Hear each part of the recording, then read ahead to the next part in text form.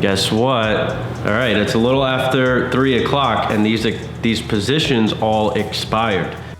So looking at EURUSD here, this was yesterday when I got into the trade. So we had price inside this value area I was looking at, and then we had a little breakout. So price started to break below value, and that's where I got this short idea from. So when price is inside of value, it's pretty consolidated and remains rotational. And when price exits value, then it starts to trend and it starts moving in that direction. So when I saw price breaking outside of value, I found the strike rate closest to this breakout level, which was 111,540, and my strike rate on this one was what, 111,400. So my strike rate was like a little bit below, like 10 pips below here, but that's good because my target was all the way down at 111,150. So it worked out. I took a strike rate right there, and this trade went lower for the rest of the day and expired in the money. Now here's USDJPY. All right, so same thing. We have a value area. Price was actually breaking above value. So on this trade, we were going long with a target up here at 110,370. So I took a strike a little above this breakout level. My strike was 110,200, and actually price did not close above that level, so I lost money on this trade. But again, I had a breakout. I found the strike.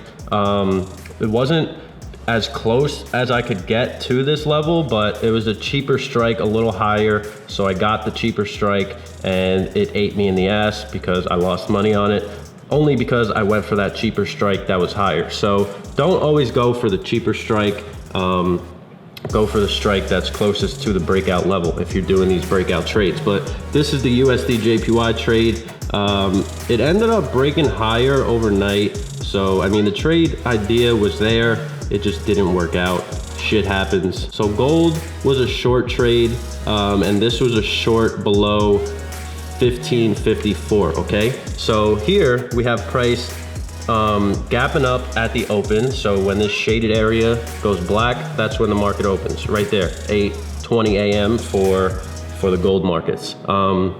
And gold returned back into value, so I took a return pullback trade. So I had a strike rate right here, below 1554. So if price was to accept and hold below 1554 by the expiration time 1:30, well, I would have made money on this trade, and then I did make money on this trade. So when I saw price rejecting here at this value area high, and we saw this nice bearish engulfing candle, I took a strike rate right at 1554. That expires end of day 1:30, and as you can see, this thing expired down here at 1550. So this trade made money.